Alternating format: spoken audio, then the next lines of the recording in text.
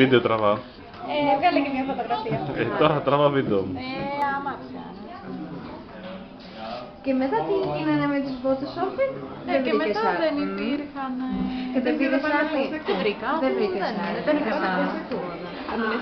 Και τη λέω, μπαίνω μέσα μου λέει, σε ποιο πηγή φωναστούν die Salamander unten auf der Nase. Θεοδώρα, τι θα παραγγείλεις εσύ? Stunde habe ich verkauft, ganz so ganz verarscht, wirklich. Δηλαδή, γιατί μου με είδε, γιατί με Θεοδώρα, τι θα παραγγείλεις? Ξέρεις, εγώ θα πήγα να γελάσω, ας πούμε, στο διαφάνεια. Γάλα. Ναι, wirklich. Κρίμα.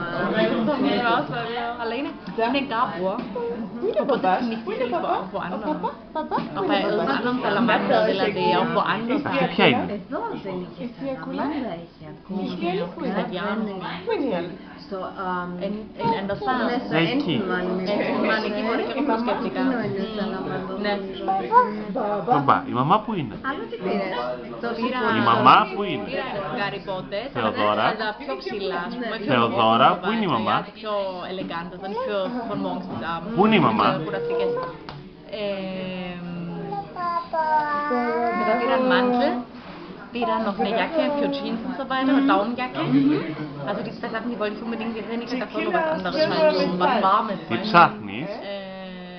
Was Τι waren ψάχνεις? die zwei, dann einen schönen Pulli, so einen blau-weiß Winterpulli, genau. Dann einen Rock, so einen kurzen schwarzen Rock, so mit Stiefel, so Winterrock halt, so Winterstoff und wieder einen weißen Pulli und Όχι, μαμ. Wolle, so eine Mischung Όχι, zwischen μαμ. Wolle und einen weißen Pulli, also selbst Εκεί. schwarz-weiß. Ja, also im Schnelldurchlauf, aber wirklich gute Sachen gefunden. Ευτυχώς που λες τις ψώνεις στα γερμανικά για να μην ακούγεται στην κάμερα. Πάλι καλά. Ήταν εσύ? Θα βρήκες το εσύ? Vieles reduziert, ja. Ja. Aber